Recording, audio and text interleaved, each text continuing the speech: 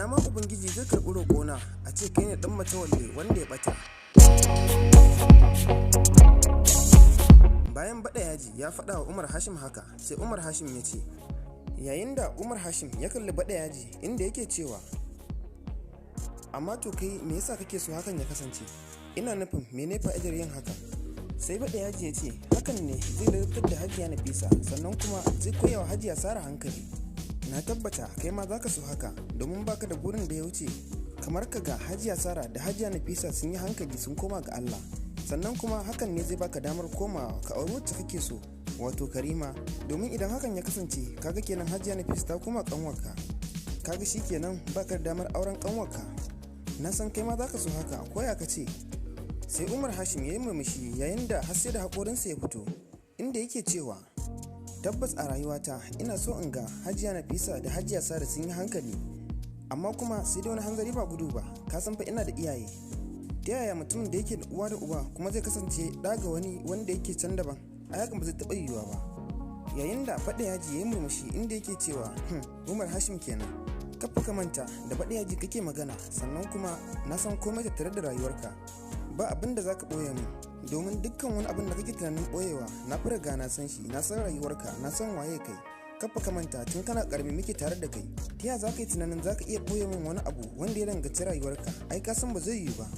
Sai Umar Hashim ya yi dariya yake cewa, au na manta fa, ashe kai ne ba wani ba. Sannan sai ya ƙara da cewa, gaskiya a rayuwata ina so in kasance yaya ga wannan yarinyar, wato Hajara, wacce ta shigo yanzu, wato ƙanwar Hajiya Nafisa. Gaskiya ta shiga raina, kun ban da burin da ya wuce in zama wa a gare ta. Allah ya tabbatar da wannan al'amarin, Allah ya sa hakan ya kasance, domin ni kaina zan yi murna sosai. Sai Baɗa Yaji ya ce, kwantar da hankalinka, insha Allahu hakan ne ma zai kasance, domin na ga alamu a tattare da rayuwarka da kuma rayuwar Alhaji Matawalle, musamman ma wannan yarinya da ta zo, sai na ga halinku da nata ya zama ɗaya. Sannan kuma ita kanta ba ta da raini kamar dai kai ma baka yadda a raina ka ba, sannan kuma ita ma ta kasance mace mai gaskiya da ganin alamunta. Sai Umar Hashim ya ce, to Allah tabbatar mana da alkhairi. Sai Baɗa Yaji ya ce, ni kuma zan iya bakin kokarina don tabbatar da asalinka, don tabbatar da cewa shin Alhaji Matawalle mahaifinka ne ko ba mahaifinka ba. Insha Allahu zan yi kokarin tabbatar da haka, domin gashi ma mahaifiyar Hajara kamar yadda take faɗa, tun kafin ta ganka ido da ido ka shiga ranta, har take kiran ka da zaki. Gaskiya a bisa ga dukkan alamu da akwai alamun nasara. Allah ya tabbatar mana da alkhairi. Umar Hashim ya ce amin. Suna cikin yin wannan hirar ne mai daɗi, kwatsam sai ga Nana ta shigo cikin firgici da tashin hankali. Yayin da ta shigo ko sallama babu, inda take ta faɗin inna lillahi wa inna ilaihi raji'un. Yayin da Umar Hashim ya ganta a cikin wannan hali, sai shiga firgici shi ma, inda yake tambayar ta me yake faruwa ne. Sai Nana ta yi shiru, sai Umar Hashim yake cewa, kinga dan Allah ki natsu, ki min bayani me yake faruwa. Kin zo babu sallama, sannan kuma kina ta kuka, gashi kuma kin ki mana bayanin me yake faruwa. Dan Allah ki faɗa mana me yake faruwa. Sai Nana ta buɗe baki take cewa ta faɗi ta mutu, inda take ta maimaita wannan kalaman a bakinta. Sai Umar Hashim ya ce, kinga dan Allah natsu ki mana bayanin me yake faruwa. Sai Baɗa Yaji wanda suke tare da Umar Hashim yake cewa, wacce ce ta faɗi ta mutu? Ki mana bayani dan Allah mu fahimta. Sai ta ce, Karima ce ta faɗi, yanzu haka tana can mutane sun kewaye ta. Daga jin haka Umar Hashim bai wata ba, sai ya nufi bakin kofa da sauri, yayin da Baɗa Yaji ya bi shi inda suka buɗe kofa. Cikin tashin hankali suka fito daga ofis ɗin, inda suka nufi harabar kamfanin inda aka ce Karima ta faɗi.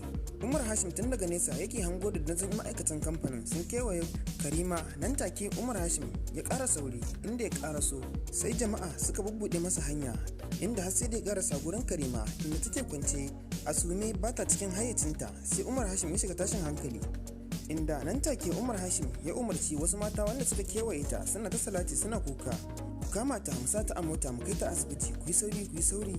Sai wata daga cikin ma'aikatan take cewa, Umar Hashim kafin bata kanmu lokaci, domin Karima ta riga da ta mutu, ko mun je asibiti ba abin da za su iya. Sai Umar Hashim ya dalla mata harara inda yake cewa, baki zaki tabbatar da haka ba, likitoci ne za su tabbatar da haka. Nan take suka bi umarni suka ɗauki Karima suka sata a mota, yayin da mai gadin ma'aikatan ya buɗe musu kofa suka fito suka nufi titi. Yayin da Umar Hashim ya hau titi yana ta tsala gudu, bai nufi ko ina ba sai asibiti. Suna zuwa sai likitoci suka karɓe su, inda aka sa Karima a cikin ɗakin gwaji, yayin da aka umarci su Umar Hashim da su jira a waje. yayin da su Umar Hashim suka tsaya suna jiran sakamako, suna jira su ji me likitoci za su fito su faɗa musu. Bayan sun yi jira na wasu 'yan lokuta ne sai wani likita ya fito, sai su Umar Hashim suka yi sauri suka miƙe inda suka nufe shi suna jira ya faɗa musu ba'asi, suna jira su ji ba'asin me yake faruwa ne da Karima. Sai likita ya yi shiru yana kallon su yayin da ya ƙice musu komai. Nan take sai Umar Hashim ya buɗe baki yake tambayar likita, don Allah me yake faruwa, kai mana bayani mana mu fahimta. Ka tsaya ka yi shiru kuma sannan baka ce komai ba, don Allah kai mana bayani me yake faruwa ne da ita, tana ina, wani hali take ciki a yanzu, don Allah kai mana bayani mana. Sai likita ya yi masa bayani kamar haka, inda yake cewa ina iyalanta, wane ne dan uwanta anan, inda Umar Hashim ya katse shi da cewa kaga ni ne mijinta domin ni ne zan aure ta, kai mun bayani me yake faruwa. Sai likita ya fara bayani kamar haka, gaskiya rayuwar wannan baiwar Allah tana cikin wani hali, domin a yanzu haka zancen da nake muku bincikenmu ya nuna mana cewa an bata poison ne, wato guba ta sha, sannan kuma an yi haka ne da niyyar a kashe ta, domin a yanzu haka rayuwarta tana cikin wani hali, daga yanzu zuwa koyaushe za a iya rasa ta. Kawai dai abin da muke bukata a gurinku ku ci gaba da mata addu'a, amma gaskiya ina mai tabbatar muku da cewa ba lalle ta miƙe ba, sai dai kuma nufin Allah, ba mu san abin da Allah zai aiwatar ba. Nan take Umar Hashim bai san sanda hawaye ya zubo daga cikin idansa ba, inda yake ta maimaita kalmar inna lillahi wa inna ilaihi raji'un, da sauran duka waɗanda suka rako shi suna ta maimaita wannan kalma, suna ta mata addu'a, suna faɗin ubangiji Allah ba ta lafiya. Sai Umar Hashim ya kalli likita yake cewa yanzu wani taimako za ka yi mana. Sai likita ya ce gaskiya ni kaina yanzu ban san wani irin taimako zan muku ba, amma duk abin da ya kamata a yi mata mun mata, nan da zuwa minti 30 za mu gani, in ta motsa to insha Allah muna sa rai da za ta samu lafiya, amma gaskiya nan da minti 30 inda ba ta yi motsi ba gaskiya sai dai a haƙura da ita.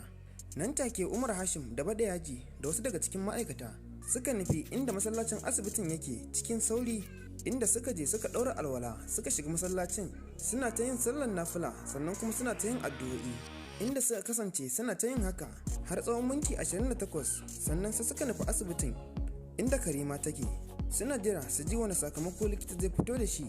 Bayan minti 5 sai ga likita ya fito inda yake fara'a da murmushi a fuskarsa. Umar Hashim daga ganinsa a wannan yanayi shi ma sai ya fara'a yana murmushi inda yake faɗin alhamdulillah alhamdulillah. Nan take Umar Hashim ya tar likita inda ya ce ya ake ciki, ta motsa ko? Sai likita ya ce ta motsa. Sai Umar Hashim ya ɗora goshinsa a ƙasa yana yin sujudu shukuri inda yake faɗin alhamdulillah alhamdulillah. Sai ya ɗago inda ya ce da likitan yanzu tana ina, za mu iya ganin ta? Inda ya ce musu za ku iya ganin ta domin ba motsawa ma ta ba, ta tashi tana magana tana komai, yadda ka san ba ita bace ta shiga wannan hali, yadda ka san ba ita bace ta shiga halin ta shiga a baya. Gaskiya ba abin da za mu ce sai dai mu ce alhamdulillah, tabbas addu'ar ku ta karbu, ina da yaƙini cewa ku salhan bayi ne na gari. Sai Umar Hashim ya yi murmushi nan take ya nufi inda zai je ga Karima, yana zuwa sai ya buɗe ƙofar, inda yana buɗe ƙofar sai suka yi ido biyu da Karima, yayin da ya ga fuskarta cike da murmushi tana kallonsa a cikin wani yanayi. Sai murna ta kama Umar Hashim tamkar ya zuba ruwa a ƙasa ya sha don murna. Nan take ya sauri ya nufi gadon da aka kwantar da ita, inda ya sa gwiwarsa a ƙasa a gadon da take yana kallon fuskarta tana kallon tashi, yayin da kowannensu yake murmushi yake cike da farin ciki da shauƙi irin na masoya, yayin da suka daɗe a haka na 'yan daƙiƙu suna kallon junansu. Yayin da Nana ta ga haka sai ta ji kishi a ranta, inda ranta ya ɓaci, yayin da zuciyarta ta raya mata cewa ba don ina tsoron Allah ba da na yi addu'a cewa da makin mutumin huta. Nan take sai ta katse su inda take cewa ya jikin naki da sauri, yayin da dukan su biyun suka dawo cikin hayyacinsu, ma'ana Umar Hashim da Karima. Nan take sai Umar Hashim ya tambaye ta cewa ya jikin naki ya yake ji yanzu. Nan take Karima a cikin yanayi da farin ciki na jin daɗi ta amsa masa da cewa lafiya kalau, ba abin da yake damuna yanzu, na ji sauki sosai. Sai Umar Hashim ya yi dariya, sannan kuma ya ce gaskiya Karima baki min adalci ba, yanzu dan Allah saboda wannan al'amarin za ki sha guba da kanki ki yin ɗan kashe kanki, da fakin mutu yanzu da shi kenan na rasa ki har abada. Dan Allah me yasa za ki min haka, kina nufin bakin ciki za ki min kenan? Yayin da sauran ma'aikatan suka bushe da dariya, sai Karima ta shiga cikin wani tunani take cewa yanzu wani abin da ya faru, Umar Hashim ya yi tunanin ne yunkurin kashe kaina saboda ya amsa Hajiya Nafisa cewa zai aure ta, abin da yake tunani kenan. Sai zuciyarta ta ɗarsa mata cewa to an faɗa masa gaskiya ne ko kuma in kyale. Nan take sai Karima ta ce wa Umar Hashim a'a ba ni bace, ba ni ne yunkurin kashe kaina ba, an dai yi yunkurin a kashe ni ne. an bani abin sha sannan kuma da guba a ciki na sha a rashin sani. Kaga kenan bayan ne yunkurin kashe kaina ba, an dai yunkurin kashe ni ne, amma kuma na san da cewa wanda ya bani guban ba shi ya niyyar bani ba, an umarce shi da ya bani ne. Nan take fuskar Umar Hashim ta canza, inda yake tunanin cewa shin wane ne kuwa zai bawa Karima guba, inda yake ta maimaita haka a ransa. Nan take sai likita ya zo, inda yake cewa a iya gwajinmu ya nuna mana cewa Karima fa ta samu lafiya, saboda haka yanzu za mu iya sallamarta ku tafi da ita, domin dukkan bincikenmu ya nuna mana cewa ta samu lafiya sosai. Nan take sai Umar Hashim ya ce to shikenan mun gode sosai. Yayin da aka rubuta masa takardar sallama, Umar Hashim shi ya biya duk wani kuɗin da aka kashe a wannan asibitin, inda suka ɗauki Karima suka tafi da ita, ba su nufi ko ina ba sai gidansu. Yayin da suna tafiya, Umar Hashim zuciyarsa tana cike da tunanin cewa shin wane ne wannan yasa a kashe Karima. Zuciyarsa cike take fal da tambayoyin da yake so ya mata, inda yake so su samu zama daga shi sai ita don amsa masa wasu tambayoyin da suke cikin zuciyarsa. Ku kasance da wannan tasha don sanin ya zata kaya a cikin shirin Izzar So. Idan wannan ne farkon zuwa wannan tasha, a danna subscribe sannan a danna ƙararrawa don samun shirye-shiryenmu da zarar mun ɗora.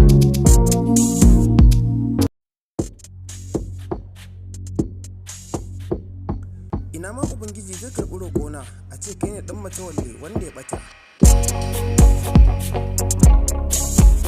Bayan Baɗa Yaji ya faɗa wa Umar Hashim haka, sai Umar Hashim ya ce, yayin da Umar Hashim ya kalli Baɗa Yaji, inda yake cewa amma to kai me yasa kake so hakan ya kasance, ina nufin mene fa'idar yin haka. Sai Baɗa Yaji ya ce hakan ne zai ladabtar da Hajiya Nafisa, sannan kuma zai koya wa Hajiya Sara hankali.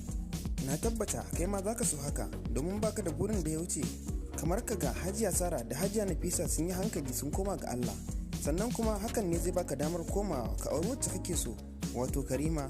Domin idan hakan ya kasance, kaga kenan Hajiya Nafisa ta koma kanwarka, kaga shikenan baka da damar auren kanwarka. Na san kai ma zaka so haka, koya ka ce. Sai Umar Hashim ya yi murmushi yayin da har sai da haƙorinsa ya fito, inda yake cewa tabbas a rayuwata ina so in ga Hajiya Nafisa da Hajiya Sara sun yi hankali, amma kuma sai dai wani hanzari ba gudu ba, ka san fa ina da iyaye. Ta yaya mutumin da yake da uwa da uba kuma zai kasance ɗa ga wani wanda yake can daban? A hakan ba zai taɓa yiwuwa ba. Yayin da Baɗa Yaji ya yi murmushi, inda yake cewa Umar Hashim kenan, kafa ka manta da Baɗa Yaji kake magana, sannan kuma na san komai tattare da rayuwarka, ba abin da za ka ɓoye min, domin dukkan wani abin da kake tunanin ɓoyewa na fi riga na san shi, na san rayuwarka, na san waye kai. Kafa ka manta tun kana ƙarami muke tare da kai, ta yaya za ka yi tunanin za ka iya ɓoye min wani abu wanda ya danganci rayuwarka? Ai ka san ba zai yiwu ba. Sai Umar Hashim ya yi dariya yake cewa au na manta fa, ashe kai ne ba wani ba. Sannan sai ya ƙara da cewa gaskiya a rayuwata ina so in kasance yaya ga wannan yarinyar, wato Hajara wacce ta shigo yanzu, wato ƙanwar Hajiya Nafisa. Gaskiya ta shiga raina, kun ban da burin da ya wuce in zama wa a gare ta. Allah ya tabbatar da wannan al'amarin, Allah ya sa hakan ya kasance, domin ni kaina zan yi murna sosai. Sai Baɗa Yaji ya ce kwantar da hankalinka, insha Allahu hakan ne ma zai kasance, domin na ga alamu a tattare da rayuwarka da kuma rayuwar Alhaji Matawalle, musamman ma wannan yarinya da ta zo, sai na ga halinku da nata ya zama ɗaya, sannan kuma ita kanta ba ta da raini kamar dai kai ma baka yadda a raina ka ba, sannan kuma ita ma ta kasance mace mai gaskiya da ganin alamunta. Sai Umar Hashim ya ce to Allah tabbatar mana da alkhairi. Sai Baɗa Yaji ya ce ni kuma zan yi iya bakin kokarina don tabbatar da asalinka, don tabbatar da cewa shin Alhaji Matawalle mahaifinka ne ko ba mahaifinka ba. Insha Allah zan yi kokarin tabbatar da haka, domin gashi ma mahaifiyar Hajara kamar yadda take faɗa, tun kafin ta ganka ido da ido ka shiga ranta, har take kiran ka da zaki. Gaskiya a bisa ga dukkan alamu da akwai alamun nasara. Allah ya tabbatar mana da alkhairi. Umar Hashim ya ce amin. Suna cikin yin wannan hirar ne mai daɗi, kwatsam sai ga Nana ta shigo cikin firgici da tashin hankali. Yayin da ta shigo ko sallama babu, inda take ta faɗin inna lillahi wa inna ilaihi raji'un. Yayin da Umar Hashim ya ganta a cikin wannan hali, sai shiga firgici shi ma, inda yake tambayar ta me yake faruwa ne. Sai Nana ta yi shiru, sai Umar Hashim yake cewa kinga dan Allah ki natsu, ki min bayani me yake faruwa. Kin zo babu sallama, sannan kuma kina ta kuka, gashi kuma kin ki mana bayanin me yake faruwa, dan Allah ki faɗa mana me yake faruwa.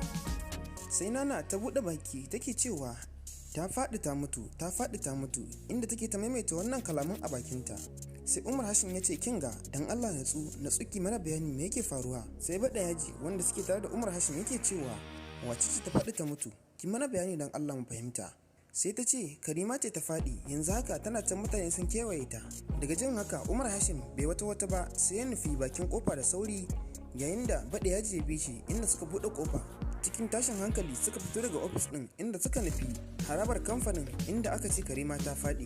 Umar Hashim tun daga nesa yake hango da nazin ma'aikatan kamfanin sun kewaye Karima. Nan take Umar Hashim ya ƙara sauri, inda ya ƙaraso sai jama'a suka bubbuɗe masa hanya, inda har sai da ya ƙarasa gurin Karima inda take kwance a sume ba ta cikin hayyacinta. Sai Umar Hashim ya shiga tashin hankali, inda nan take Umar Hashim ya umarci wasu mata wanda suka kewaye ta suna ta salati suna kuka, kama ta musa ta a mota mu kai ta asibiti, ku yi sauri. Sai wata daga cikin ma'aikatan take cewa Umar Hashim kafin bata kanmu lokaci domin Karima ta riga da ta mutu, ko mun je asibiti ba abin da za su iya. Sai Umar Hashim ya dalla mata harara inda yake cewa baki zaki tabbatar da haka ba, likitoci ne za su tabbatar da haka. Nan take suka bi umarni suka dauki Karima suka sa ta a mota, yayin da mai gadin ma'aikatan ya bude musu kofa suka fito suka nufi titi.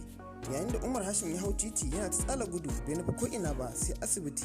Suna zuwa sai likitoci suka karbe su, inda aka sa Karima a cikin ɗakin gwaji, yayin da aka umarci su Umar Hashim da su jira a waje. Yayin da su Umar Hashim suka tsaya suna jiran sakamako, suna jira su ji me likitoci za su fito su faɗa musu. Bayan sun yi jira na wasu 'yan lokuta ne sai wani likita ya fito. Sai su Umar Hashim suka yi sauri suka miƙe inda suka nufe shi suna jira ya faɗa musu ba'asi. Suna jira su ji ba'asin me yake faruwa ne da Karima. Sai likita ya yi shiru yana kallon su yayin da ya ƙice musu komai. Nan take sai Umar Hashim ya buɗe baki yake tambayar likita dan Allah me yake faruwa, kai mana bayani mana mu fahimta. Ka tsaya ka shiru kuma sannan baka ce komai ba, dan Allah kai mana bayani me yake faruwa ne da ita, tana ina, wani hali take ciki a yanzu, dan Allah kai mana bayani mana. Sai likita ya yi masa bayani kamar haka, inda yake cewa ina iyalanta, wane ne dan uwanta anan.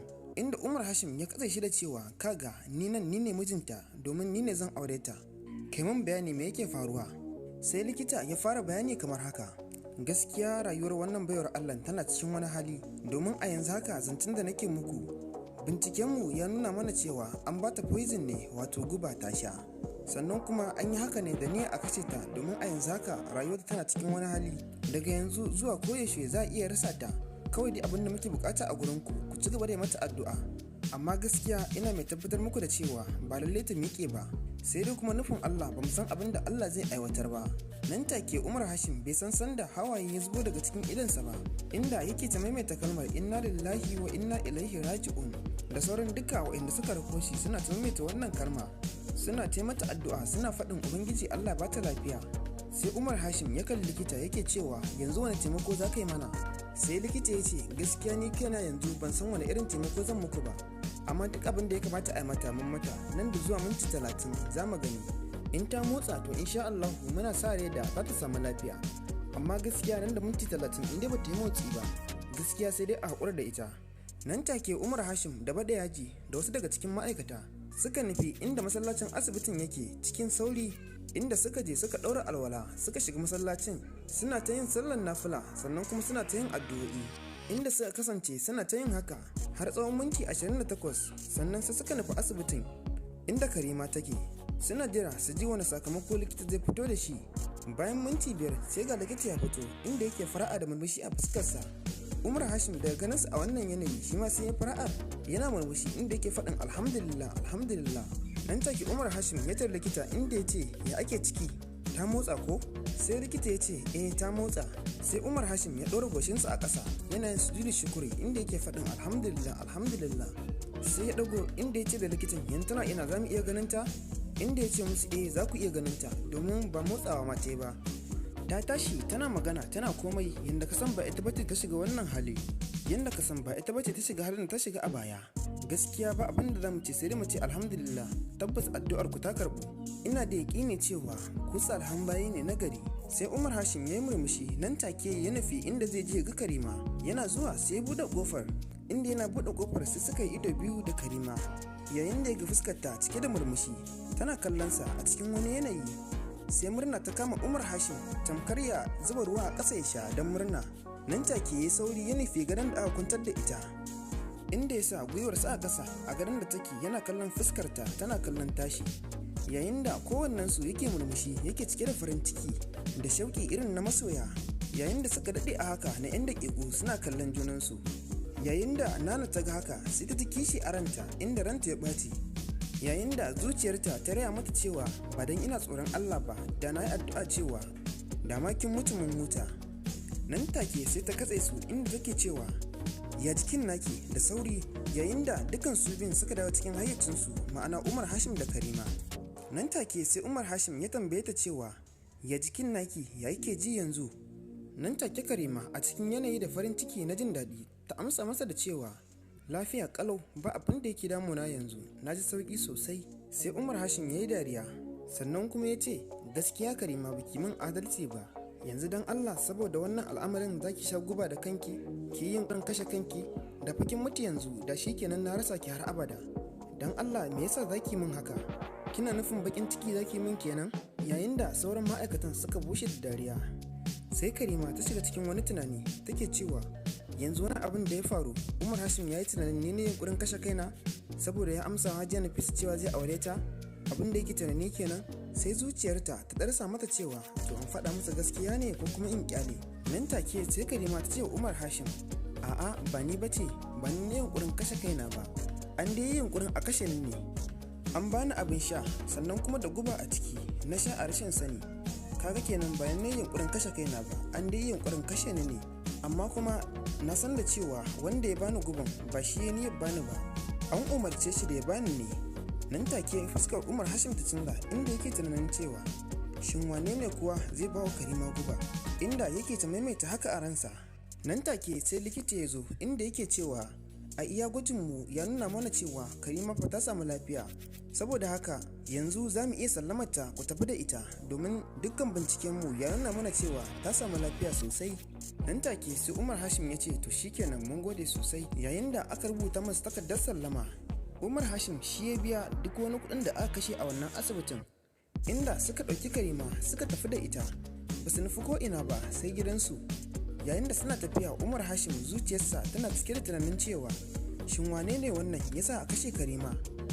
Zuciyarsa cike take fal da tambayoyin da yake so ya mata, inda yake so su samu zama daga shi sai ita don amsa masa wasu tambayoyin da suke cikin zuciyarsa. Ku kasance da wannan tasha don sanin ya zata kaya a cikin shirin Izzar So. Idan wannan ne farkon zuwa wannan tasha, a danna subscribe sannan a danna ƙararrawa don samun shirye-shiryenmu da zarar mun ɗora.